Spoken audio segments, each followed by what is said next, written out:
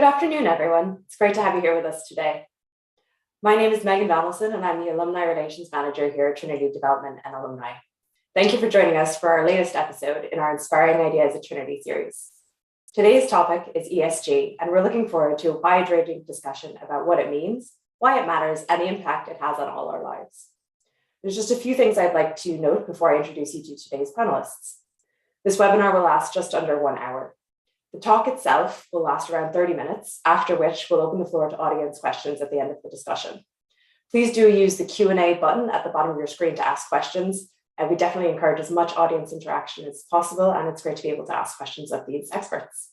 You're welcome to pop in your questions as you think of them throughout the discussion. We're also using Zoom-generated automatic subtitles for this webinar, so if you'd like to turn these subtitles on or off, please click the CC Closed Captions button at the bottom of your screen, then click Show or Hide Subtitles. This webinar is being recorded and will be available for later viewing on our Trinity Alumni YouTube channel. So now to introduce you to our speakers. Our MC today is Dr. Martha O'Hagan, who is joining us from the Trinity Business School, where she is an assistant professor of finance and the co-director of the MSc in Law and Finance. She holds a BA in economics and an MSc in finance from Trinity College, Dublin, and a PhD in international finance. Prior to completing her PhD, she worked in investment banking in London and Dublin for Bank of America, Credit Suisse, First Boston, and Bank of Ireland Global Markets. She has published articles in the British Journal of Management, the International Journal of Finance and Economics, and the International Business Review. Our panelist, Rebecca Donnellan, who's joining us today from Hong Kong, leads on sustainability for CK Hutchison, a global multinational conglomerate committed to development, innovation, and technology in over 50 countries.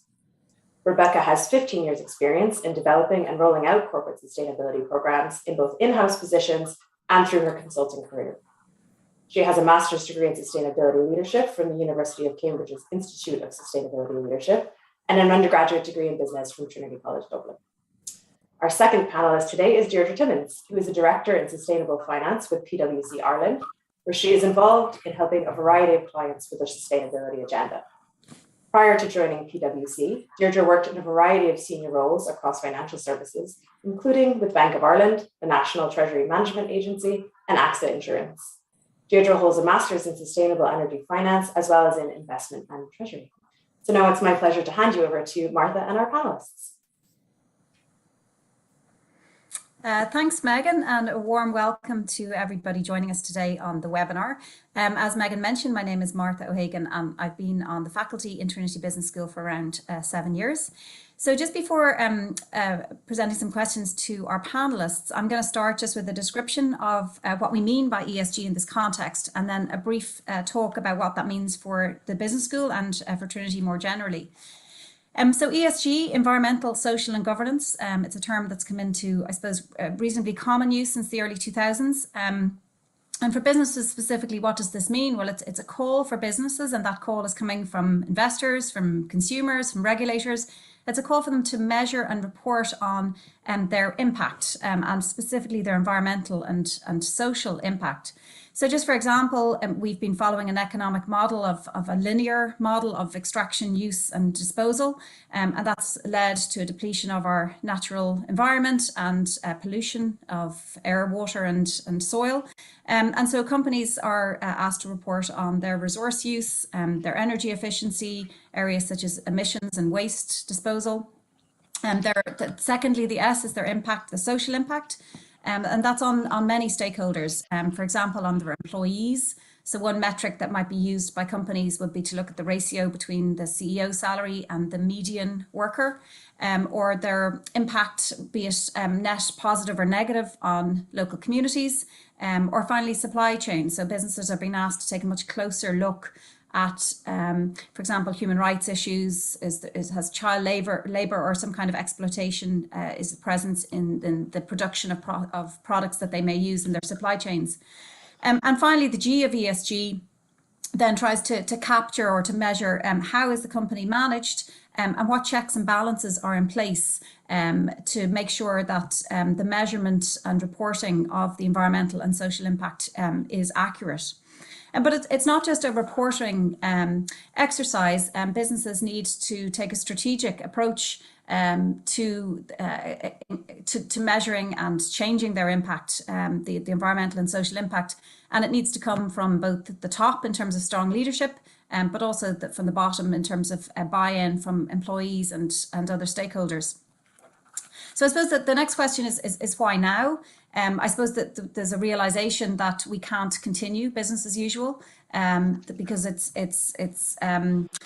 it's no longer viable, but climate scientists have been warning us for decades, but not just climate scientists, economists too. So the now much cited academic text, Limits to Growth, from MIT economists, was first published, it's now 50 years ago in 1972.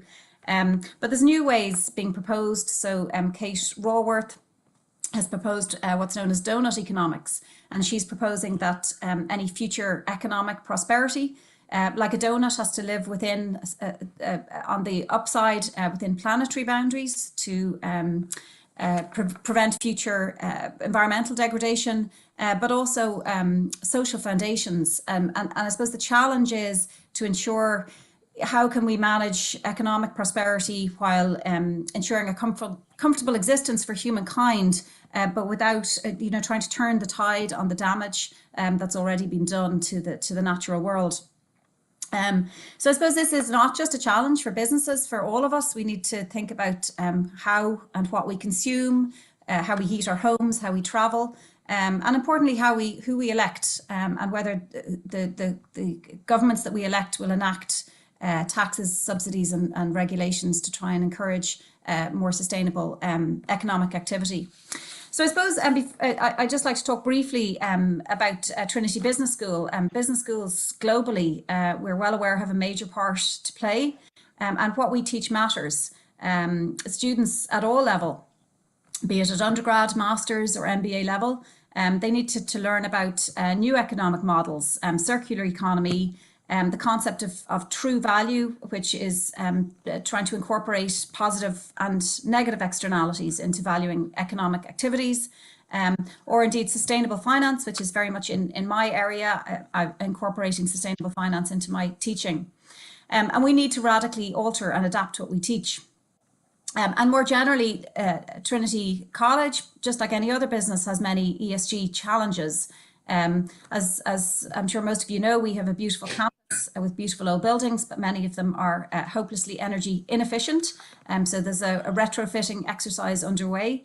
Our labs historically have used a huge amount of plastic and energy. So we have a green labs project. Biodiversity loss is very high on the agenda, and we have a new vice president in the University for Biodiversity and Climate Action, Jane Stout from Botany. And of course, our business model is predicated on encouraging frequent international travel by academics, which is another challenge that all universities have to assess. But I suppose we're conscious that a university can have an impact well beyond its own operations. What we teach students can impact their future lives well beyond the university. And what we research can influence policy in society. And I suppose it's obvious in the sciences, but also in the social sciences, obviously in economics and business, but like psychology as well. We now have a module, that the psychology of climate change, and how we manage change. So that's from Trinity, and I'd like to, as Megan mentioned, we're delighted to be joined today by Rebecca Donnellan, who is calling in from Hong Kong, from CK Hutchison Holdings, and Deirdre Timmons in Dublin from Price Waterhouse. So if you don't mind, I'll start with Rebecca. Rebecca, you might just like to, from the perspective of CKH, can you give examples of the challenges, material ESG issues that you face, and what are the challenges you face in trying to both measure and address those challenges? Thanks, Martha. And just as a sort of opening comment, just to say how, I've been in this industry now for about 15 years, and since I graduated as a business undergrad at Trinity, it's just amazing to see how the industry has changed and how sustainability has moved from very much so, a nice to have to an absolute must have. It's on the board agenda of every top company now. So I work for Hutchison Holdings, which has 4 core businesses in ports, retail, infrastructure, and telecoms. So 4 very diverse businesses. We're in over 50 countries, over 300,000 employees. Probably won't know our brand name or our holdings name, but you'll know very much. You'll know some of the brands that we have within our group, such as Superdrug. 3, the telecommunications company, is also within our group. So we have 4 very diverse core businesses, and each of those businesses interact with society and the environment very differently. So each of them have different material impacts, we call them, in sustainability. And so each of those businesses need to manage their own sort of sustainability programs. So we have this sort of bottoms up, top down approach where group has its own group level strategy. We have standards, we have policies, we have expectations of all of our core businesses, but there are also sustainability impacts that each of them need to manage that are quite specific to those industries. So for ports, for example, what we do at ports is moving millions of containers from point to point seamlessly, stacking containers. So about 80% of a port's carbon footprint relates to the infrastructure, the vehicles that are moving these containers around. So for us, the focus is really on how do we move traditionally diesel run equipment to electrifying that equipment, to looking into green hydrogen and other types of next generation fuels. Ports are also typically 90% male, 10% female. They just tend to attract a certain type of employee, and ports are changing. They're becoming smarter, they're becoming more autonomous, they're becoming more inclusive places to work. And we're really, across the group, we have a huge inclusive and diversity drive, because we feel that more inclusive workplaces are better workplaces, more successful workplaces. So, a lot of historical works such as working up in cranes, which create a lot of sort of neck and back stress, and our hot environments. They're moving towards remote controlled environments, which opens up the hiring process to a lot more diverse candidates. Switch to retail, the types of issues that we have at retail. We don't have a gender diversity problem at retail. If anything, there's a lot more women than men, but we do focus on all sorts of diversity aspects. But the real core focus at retail is how are we manufacturing our products, our own brand products, how are we, what relationships do we have with our suppliers, what human rights assessments are we doing, what raw materials are we choosing, sustainable palm oil, sustainable pulp and packaging, understanding our full supply chain footprint, and understanding how we can impact that. Also communicating with our customers, because we hear, we understand our customers are, increasingly choosing more sustainable brands. So communicating the sustainability impacts of our products. And then also thinking about the end of life of our products as well, and putting in place take back programs for responsible recycling. There's a lot more issues relating to the retail field, but that's a core focus for retail that wouldn't be a focus necessarily for ports. Then on our infrastructure side, we have infrastructure and energy, water, waste, transportation. So a real mixed bag there. But I think the core drive for our infrastructure division and what we're all focused in on is how can we contribute to the net zero transition. So we're leading on the hydrogen transition and gas networks in both the UK and Australia. So we've got industry first in terms of delivering green hydrogen projects, and we're all focused in on how do we transition our gas networks to be fueled by hydrogen, because hydrogen is really going to be the future for gas around the world. We have the largest penetration of distributed solar of any gigawatt scale energy system in the world, which is a bit of a mouthful in Australia. So we've got a lot of sort of industry firsts, world firsts in terms of renewable energy generation, looking at carbon capture and storage. So we're really looking at our business, trying to understand how do we pivot certain business models, acquire more renewable energy businesses. And that's sort of on the infrastructure side. And then finally on telecoms, it's really about how do we, in the rollout of 5G, which is hugely important in terms of enabling, again, a net zero future and becoming smarter, more efficient in how we live. So how does 5G play a role in that? And at the same time, decommissioning 3G, 4G, which is less sort of energy efficient. So telecommunications has a huge role in terms of digitization and helping us to, to live smarter lives. So we've got 4 very different businesses. We do have a group level strategy and focus areas, particularly around climate change. Again, I mentioned inclusion and diversity and other topics, whilst enabling them to, to work on the issues that matter to each of their core businesses. The beauty of our business as well is that one division might be able to solve a problem for another division. For example, our telecommunications division, making our ports more automated, smarter places. So, the rollout of 5G in our ports, or our smart metering business, for example, in our infrastructure division, helping our retail stores track and measure energy in a much more efficient way.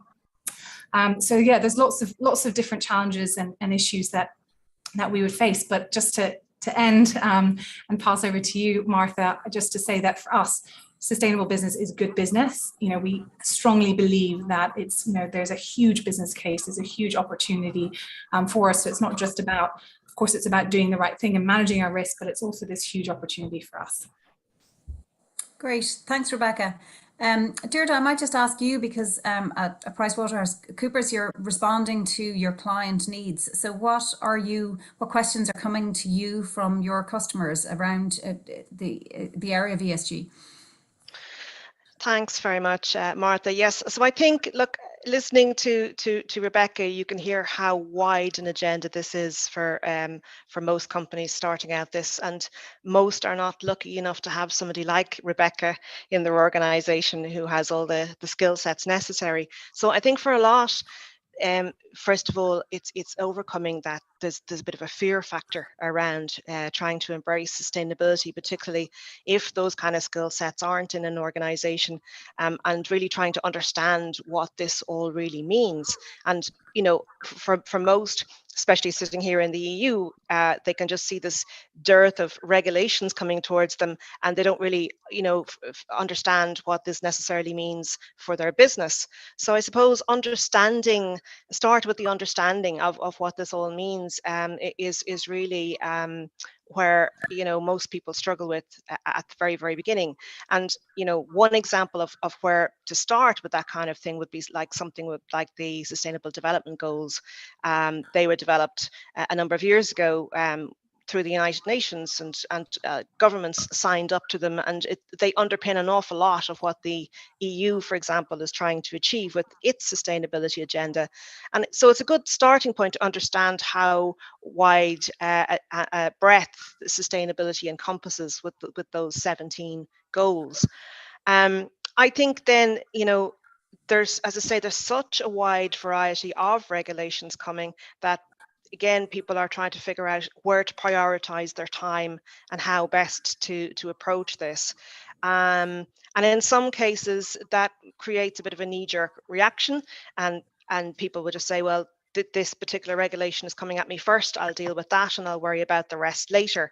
And I suppose, what we would say to them is, take a step back and really try and understand what the end game is here for an organization and what is actually being asked of you as an organization, and then sit back and sort of figure out, how does our current strategy fit in with all of that, or not, as the case may be, and how do we need to address that. And I suppose then that requires having to look at certain aspects that are material to a business and prioritizing those. So again, sitting down and having to do a materiality assessment, and again, specialist advice might be needed in some cases there, because a lot of people don't really understand necessarily climate change effects and how they might particularly impact on a business and so on. And I think once that materiality is understood, funny enough, actually, what we have found is, for many who start into this process, I think they think this is just going to be a lot more work, it's going to be a lot more cost, it's a compliance exercise and so on. But actually, if you sit down and do the materiality and look and see how all of this fits in with your business strategy, for many, they've identified opportunities from it that they would never have considered, and indeed have taken the opportunity then to use this as a really transformative process for their business, which they probably, again, might not have undertaken. They'd have been going from one thing to another and not sat down and really done that process. So I think spending time on the strategy piece and, as I say, understanding the end game is probably the biggest challenge for most, but it's very worthwhile exercise, I think, for most businesses to undertake. Great, thanks, Deirdre. That's really interesting to hear. So I suppose, as well as I think in some cases ESG can provide a win-win, as you've said, and sometimes it provides a stark trade-off for companies. It's not always a win-win, and that's something that companies have to acknowledge, that sometimes it is and sometimes it isn't. And part of it seems like there's risks attached with being behind the curve. Being regulatory risks, but also increasingly from different stakeholders. Investors are ranking firms by their ESG. There's risks of being excluded from investment portfolios if your ESG rating is behind. And Rebecca, I'd be interested to know about what kind of pressure are you receiving? There's obviously trying to keep ahead of regulation, but then pressure from stakeholders, and by that I mean not just investors, but your consumers, and how about employees? Is it something that you feel employees are looking for as a place to work in? Yes, all of the above. I've had a few different in-house roles, and seen lots of different companies. I was in consulting as well in my earlier career, and seeing how this role is evolving as well. What it means to be an in-house sustainability professional. My role is now semi-investor relations. Certainly at CK Hutchison, and we are getting so much pressure, to the extent that investors are starting to say, well, look, we might not be able to invest in X company if they're not doing X, Y, and Z. There's lots of sort of exclusions they're putting in place as to, whether you're investing in, coal-fired generation or oil sands. There's all sorts of different exclusions and pressures actually that are on investors as well. So investors, as we all know, are not environmentalists, they're capitalists. So there's definitely something in it for them, and they're getting a huge amount of pressure themselves from their own clientele, from legislation, and that's rolling downhill to companies. So every week I'm on calls with our investor relations team, answering questions from investors. So this is not going away.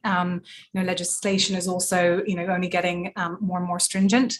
And if you look at any of the kind of graphs out there in terms of sustainable debt issuances or ESG funds, they just have this steep rise over the last couple of years, and that that appetite is only increasing. So there's a huge amount of pressure from investors. But yes, our employees want to work for more sustainable companies. In the world of today, we do want to have meaningful work. We want to feel like what we do makes a difference. And I think this is particularly prevalent when we're hearing about the Great Resignation, and it's harder to keep employees and the war for talent.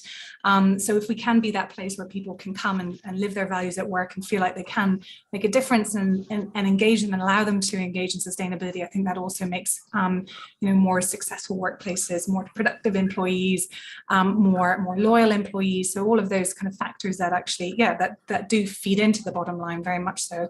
Our employees really want to work for sustainable organizations, and we're doing a huge amount in terms of how we engage them and how we allow them to get involved. Customers are telling us this. We don't just lean on all the customer surveys that are out there, because I think there's a lot, but I think you can question if there's a bit of a value action gap as to, okay, do they actually mean it, or are they our customers? So we've been doing our own surveying of customers. So Superdrug, for example, they do a quarterly survey. In the last survey, 50% of their customers surveyed in their brand and reputation survey said, we think about sustainability before we buy a product. So that's a huge amount of our customer base.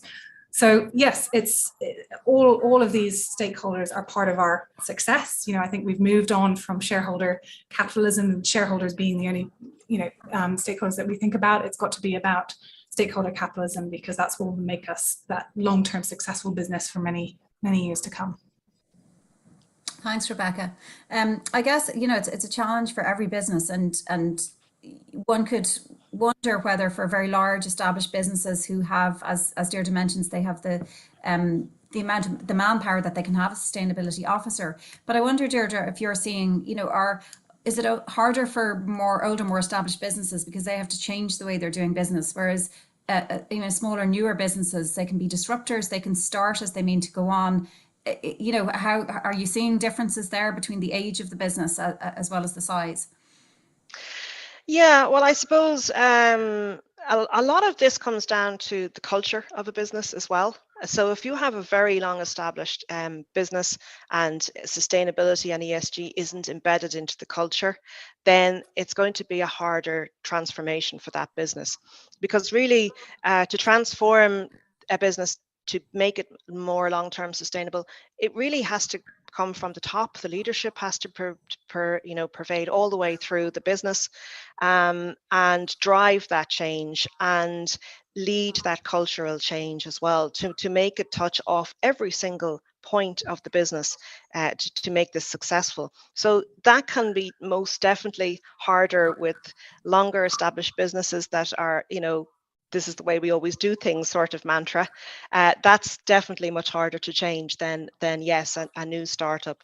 But I suppose it also depends on, even with newer established businesses, they can see the opportunity here, but they can also see that if they don't transform, they absolutely will get left behind here. And that license to operate, be it from their shareholders, their financiers, their customers, governments, whoever it is, will just fade away if they don't make that transformation. So I think it's definitely a case of having to embrace it either way, but really I think the cultural thing can be the hardest piece to change.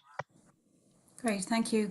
And in terms of, Rebecca, if I come back to you, I suppose I regularly would tell students in the classroom that I do incorporate sustainability in my teaching quite a lot. And I say we can't continue finance as usual, business as usual. We have to change. But I also try to say to students that it's in their own interest also in terms of the skills gap that exists in existing businesses.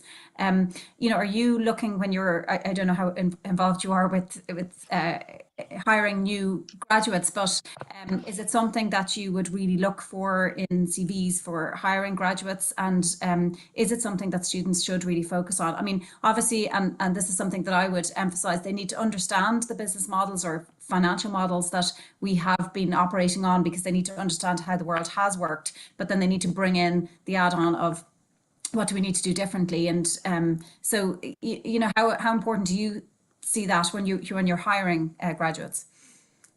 Graduates across departments or graduates specifically? Yes. Well, sustainability is only successful if it's not within the sustainability department. Like, we try not to have large sustainability teams that are running sustainability, because that's not the way that it should be. In a successful business, I suppose, you don't even have a sustainability department. It's just part of the way that we do things. So I think we almost don't even need to worry about it. Our graduates are coming to us and asking questions and saying what role can they play.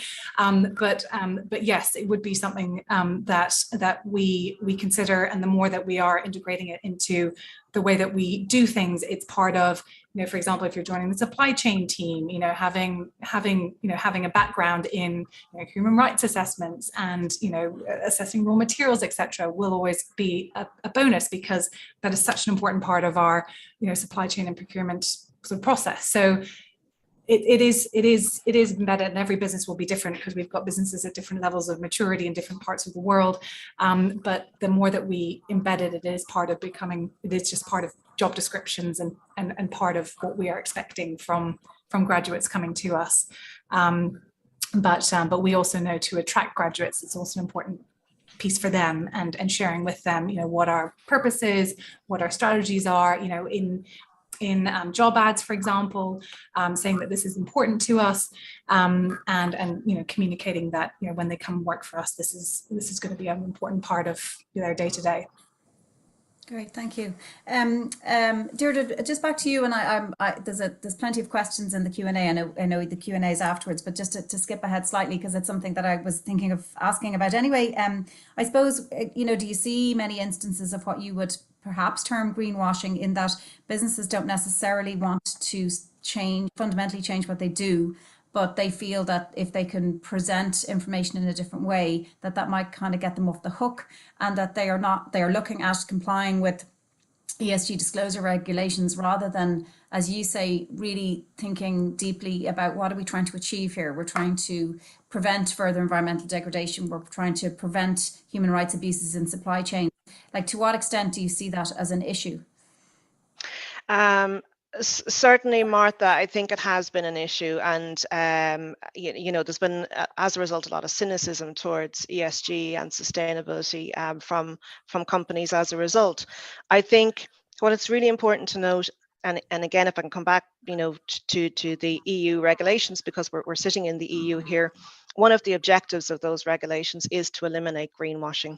So the regulations that they are imposing on firms now is to the objective of providing transparency and accountability and comparability across firms. So they're very, very prescriptive in how they are how things are to be reported, what is to be reported, and indeed, very interestingly, we are moving towards a situation where there is going to be a requirement in a couple of years' time to certainly have limited assurance around those non-financial disclosures. So it will put those non-financial disclosures on a level footing eventually with the sort of disclosures that companies make in their annual reports around their financial data, which is hugely relied upon, and therefore the non-financial data is expected to be as hugely relied upon and to be as robust in its reporting. And that in itself will create a lot of new challenges for companies, because even things that they may be collecting data on now, such as take a very simple example, gender balance, for example. If you actually go in and try and look at that and see, is that kind of data actually auditable, you may find that it's not. So it is causing a lot of issues for firms to have to even look at how they're collecting data and reporting on it. And I think over time, the objective of eliminating greenwashing will get there, because we will have all those balances and checks in what is actually being reported. Mm-hmm. Yeah, and I suppose sometimes people worry about something in finance is ESG in ways dangerous because it distracts us, makes us think that we're doing something while carbon emissions are rising. But I guess it's in a nascent, to me, it feels like accounting was back in the day, because the disclosure reports are oftentimes not audited.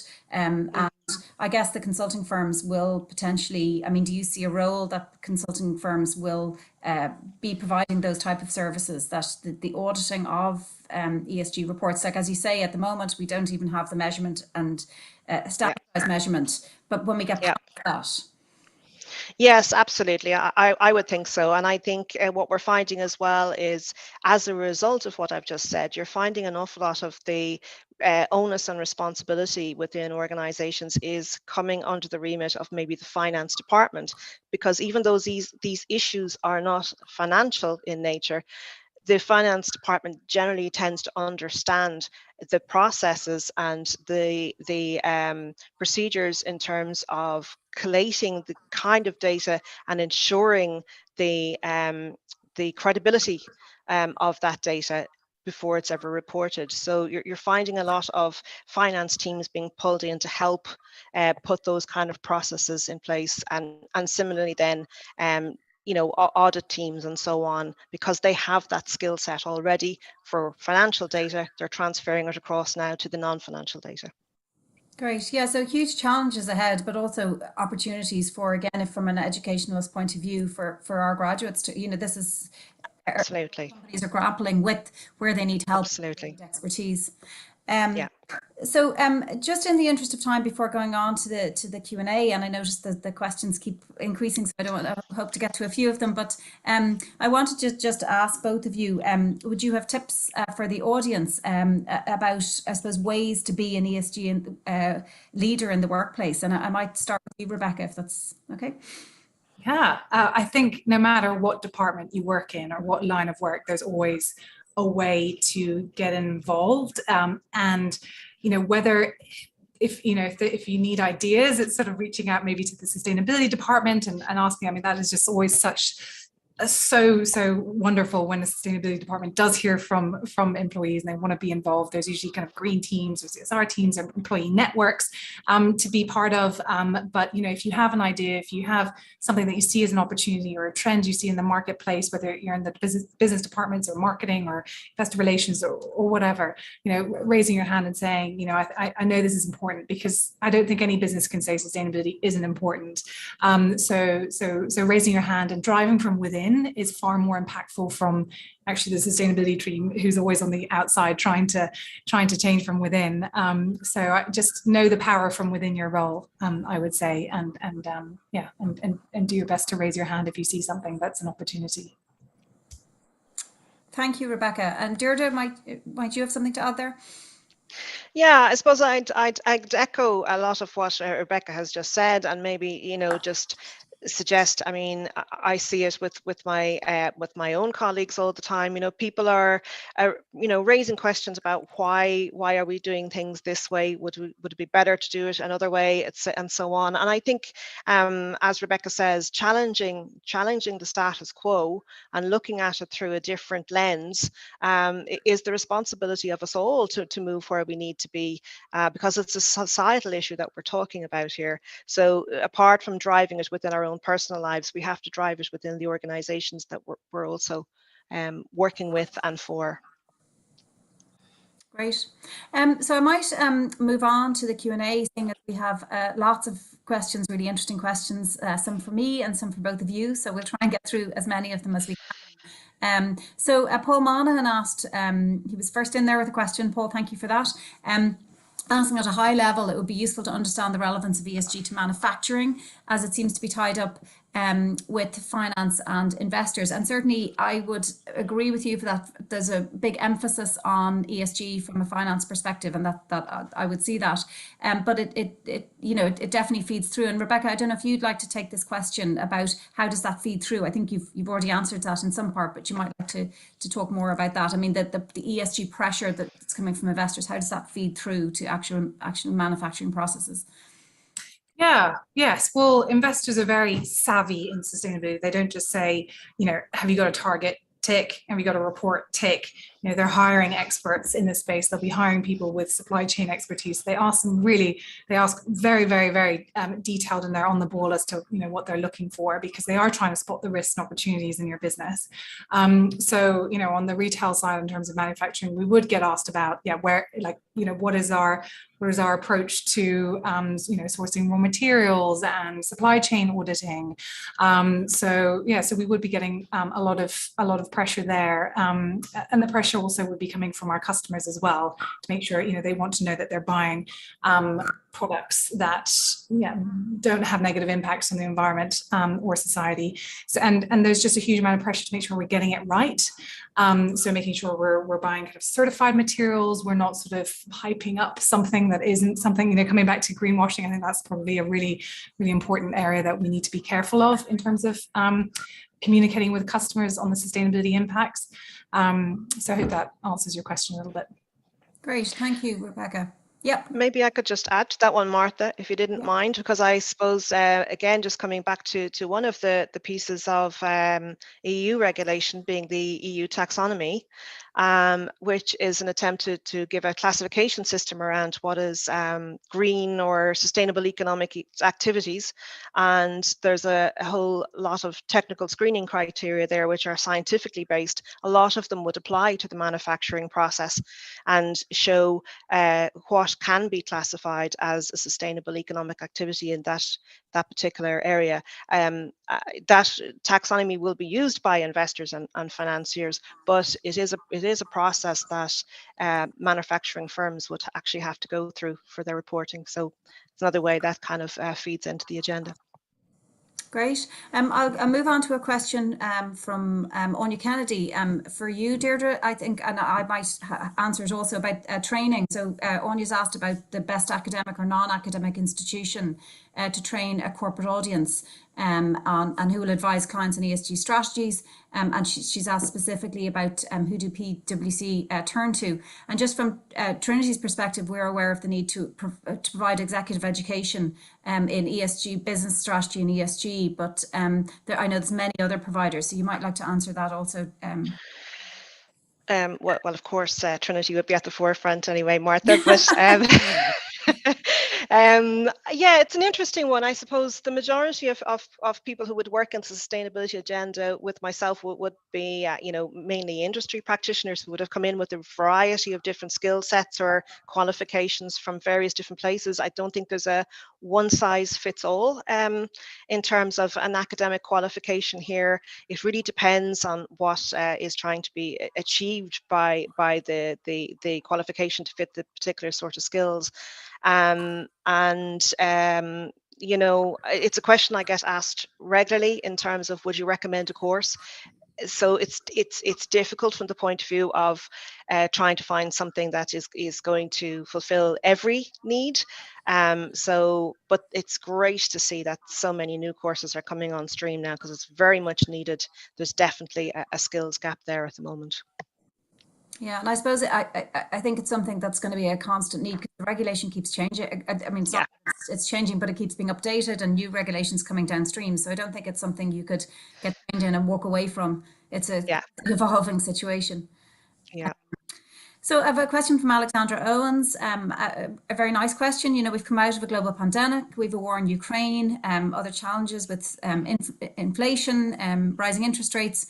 And her question is about whether ESG is a nice to have situation. And I suppose I would have thought at the start of the Ukrainian situation that would it not provide a huge impetus to transition to renewable energy, for not just for environmental reasons, but now for geopolitical reasons. If we're not getting oil and gas from Russia, they need to come from somewhere, and there's always going to be that dependence on countries. But do either of you want to take this question? I'm going to open it to either of you to respond to this interesting, and I think it's a very good question.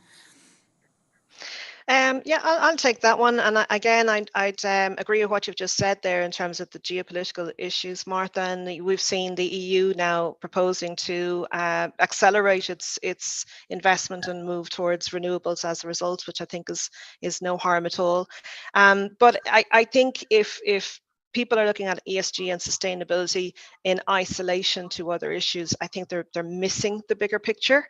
I think things like the geopolitical situation we've seen in Ukraine, or indeed the global pandemic, all of those things are sustainability issues in some form or other. So I don't think it's a nice to have. I think we absolutely still need to move ahead with our agenda. If you believe the science, climate change is real, that's not going away, regardless of what other things are going on in the world. So we still need to plow ahead. Thanks, Deirdre. A question from Edmund Barrow. We talk a lot about environmental, social and sustainability. Beyond the words in CSR, what do we really mean by the three terms? Well, I suppose I tried to give a little bit of a flavour of that, but Rebecca, you might like to just talk a little bit more about that, if there's some concrete examples that might speak to that question. Yeah, no, absolutely. Maybe I'll use the term sustainability, because that for me, or you can use it interchangeably with ESG, which I see as the term that's being more used in the finance industry. But sustainability is really, really everything. And I tend to think about it like sustainable business, right? What makes a successful business for many years to come, okay? And sometimes I use the analogy of a three-legged stool. So you've got three legs of a stool which keep it upright. If one of the legs of the stool is broken, it's going to fall over, right? So you've got the three different pillars: environmental, social, economic, or people, profit, planet, whatever way you want to term it.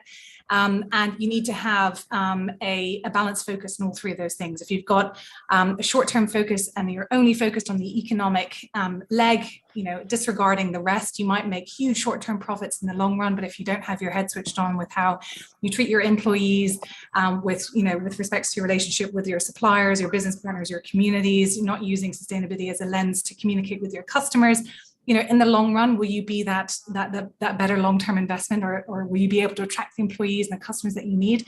You know, probably not. So it's about having that balanced focus and ensuring that you will be that successful business. But you know, that of course it applies to country or community. You know, sustainability can be used in lots of contexts. But it's about having that wider view of all of those issues and all of those stakeholders that matter to your organization. Great, thank you. And a nice and interesting question from Eva Brady. She's wondering, what might you do? And I'm sure many people find themselves in this situation that they might care very much about ESG, but what do you do in a situation where senior management in your company does not see ESG as a priority? I ask either of you to take this, if you'd like to jump in. I think over the years, I've in dealing with this one, I feel like it's less of a problem these days. But you'll always have the contrarians, or you know, people that are sort of just stuck in the ways of doing things, and you know, sort of see it as a barrier rather than something that's kind of value adding. It's always going back to the business case. You know, if they don't sort of have that moral drive, if they don't sort of see the trends or see the value in it, always going back to the business case and trying to be as specific as you can to your industry, rather than citing things that are happening in other industries, which again can feel quite abstract. But the business case is so strong. There's so many studies out there, whether it's on employee attraction or how it helps to foster innovation. You know, Nike created the Flyknit, which was the sort of the $1 billion plus success story that added an additional 30%, to the company's value, which was created because they were trying to think about how do we create waste. So they reduced the shoes wastage by 80% versus the kind of traditional shoe, and they created the Flyknit. So it's this, it provides a lens of innovation, of creating new products, of attracting new customers. So yeah, being able to always come back to the business case helps to convert perhaps the hard-nosed business exec that doesn't necessarily want to change. But being able to find those examples of how it is value creating to the business, I think, is most important for that. Yeah, great, thank you. Trying to reconcile those incentives, I guess. I suppose a question again for you, Rebecca, possibly a hard one, I suppose, because it's not always that win-win. There can be trade-offs. So John Croft asking, how does Hutchison reconcile the imperative to reduce consumerism? And I suppose I was referring to that limits to growth kind of academic looking at, and with a business strategy of growing the retail division and increasing the port divisions throughout, which is no doubt a difficult question that you grapple with. Yeah, and it's this idea of how do you decouple growth from your impacts, right? And I mean, we have seen this with ports. So, last year we had huge pressures on supply chains. We all would have, been swearing to high heaven because our, orders haven't arrived, you can't get products, etc. So, within our ports, there's just been a huge kind of all of a sudden influx and pressure on ports, and more throughput coming through the ports and more energy being consumed. And even though we have this huge rollout of electrification, moving away from diesel, we're consuming still, a lot of electricity. So the way to kind of decouple that business growth from the impacts is actually making sure that the electricity that runs this equipment is run on renewable energy, and therefore, if business just goes through the roof and the impact, on the environment sort of is zeroed out because it's renewable energy. I mean, yes, we are not looking to reduce our customer size, but it's always about thinking about how do we reduce the impacts of what we're doing, and thinking through, how do we decouple the business from the environment, and still be able to grow while not having a negative impact, having a positive impact. Thanks, Rebecca. The next question from Jaden Yim. I think we've answered the first part about, the focus for new graduates on their career, but the second part I might take that about ESG companies, whether they deliver better risk-adjusted return. So as you can imagine, there's been a huge amount of academic research on this, and I think it's quite clear that there's a risk reduction benefit, that there's tangible risks that are reduced by companies which have better ESG performance. That could be litigation risk or the risk of not complying with future regulations. qualifications. In terms of performance, in terms of valuation, it's mixed. And really what's become, I suppose, clear from all of the studies that have been done, it's that not that ESG companies necessarily always outperform companies with lower ESG ratings, but they don't significantly underperform. So there is not the financial, I suppose initially investors may have been concerned that to have a more ESG focused portfolio, you would give up some financial return. But I think that's been fairly accepted now that's not the case. I don't know if either of you want to jump in. I'll move on to the next question. If not, Anthony Hopper's asked about the key reasons behind the huge rise in investor interest. And again, my thoughts on that, and I'll hand over to you guys, is that Mark Carney gave that excellent speech to, I think it was Lloyd's of London, about the tragedy of the horizons. And like finance looks at risks, it looks at longer term, and the finance industry, it's their business to look at risks, and therefore it comes as no surprise to me that the investor interest in climate change, because of recognizing the risks that it represents, has meant that it's become really front and center in the financial industry. Deirdre, I don't know if you want to jump in on that, or... Yeah, again, I think a lot of it is also coming from that word regulation again, because we've seen the EU Sustainable Finance Action Plan, which the whole idea was to redirect capital towards more sustainable activities, and as a result, it's certainly forced the institutional investor community to look more clearly and robustly at what they're doing and to report accordingly on what they're doing. Again, that whole thing of trying to eliminate greenwashing and so on, so that they can't say that they are an ESG or sustainable fund without backing it up in some way. And as a result, I think then there's a lot more engagement with the underlying investee companies, because there has to be, and so that's why there's a lot more investor focus as well. Great, thanks, Deirdre. Elizabeth Rochford has asked about HSBC's Stuart Kirks comments. So from what I did read about this in the Financial Times, Elizabeth, that he was saying that I think the central bank, ECB, maybe was over-egging the risks of climate change, and I believe that HSBC distanced themselves very rapidly from those comments. So I suppose it's quite unusual now for a commentator to be saying that we are overemphasizing the risks, that the scientists are, 99% aligned. I'm not surprised at all that HSBC move very quickly to, there's huge pressure on financial institutions to do something about climate change, rather than to continue to try and say that it's being over-egged or overemphasized. I might move on. Unless either of you. So Fran Hoey has asked about the panel's view on capabilities within organisations to be able to assess their performance against ESG indicators and enablers, not just compliance related items, particularly with SMEs. So I think we've covered this point to some extent. We spoke about the size of businesses already, unless there's more to add.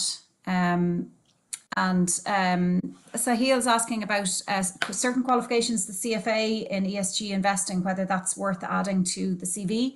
And I would say absolutely. I mean, I'm certainly delighted as a finance lecturer to see that the CFA added a module on ESG. So yeah, absolutely coming into the workplace. I assume you'd both agree, Rebecca and Deirdre, that having ESG credentials on a graduate CV can only help. Yeah, absolutely. I mean, as I said, we've both said it along the way, there's a huge skills gap here, and the world's crying out for more people who really understand how to get to grips with this. So absolutely, yes. Great. There's a specific question about Hong Kong here from Ronald Ferguson. So I think we've time just for one or two more questions. Ronald's asked you, Rebecca, have new measures enacted by the government in Hong Kong, sorry, the question has gone and delivered on me, had an effect on you grappling with ESG issues? So I suppose about local regulation having an impact on your business. Not so. Not so much. I mean, obviously we have huge restrictions at the moment with respect to COVID, the new national security law. It hasn't affected our business. I think, well, mostly actually to say that we are about over 80% of our revenue is global. So we actually have very little in Hong Kong and mainland China. So it hasn't. I think local legislation wouldn't affect us too much as a company. So yeah, that's how I would summarize with that. But no, I wouldn't say that it's hugely affected in how we grapple with ESG issues, specifically because of President Xi. Great. So unfortunately, we're out of time. There are some remaining questions which we're just not going to get to, but I would just like to say thank you very much for all the questions. It's fantastic to see the audience so engaged, and I'm delighted to get this number of questions. So I'm going to hand back over to Megan, who's going to wrap up the session and keep us all within time. Megan. Thanks very much, Martha. I want to thank you actually for leading such a fascinating and really interesting discussion. And of course to Deirdre and Rebecca for being so generous with their time and their expertise. They've given us a lot to consider and think about and maybe take back to our offices this afternoon. I'd just like to take a minute as well to thank my colleagues here in the alumni office for making today's webinar happen, particularly Jessica Kavanagh and my colleague Mark Deering, who's been working his technical magic in the background. And of course, as always, thank you to everyone who joined us this afternoon and shared your questions. There's been a lot of enthusiasm. The questions were flying in from the first minute, so it's great to see people really responding to a very pertinent and topical discussion. I'd just like to share my screen here with you now, just to show you that we will be returning in September. We're taking a break for the summer, and our next Inspiring Ideas at Trinity webinar will be back in September 2022. And we're really looking forward to bringing you a great selection of topics and speakers for our autumn episodes. Details of our autumn webinar episodes and the schedule, including the dates, the speakers, and the subjects, will be posted on the Trinity alumni website, www.tcd.ie/alumni later in the summer, and there'll also be details in our alumni magazine. In the meantime, if you have any questions or comments regarding the webinar series, or any questions you'd like to ask of us here in the alumni office, please email us at any time at alumni@tcd.ie. Thank you very much for joining us. We'll hope to see you again in September. And until then, take care and have a really lovely summer.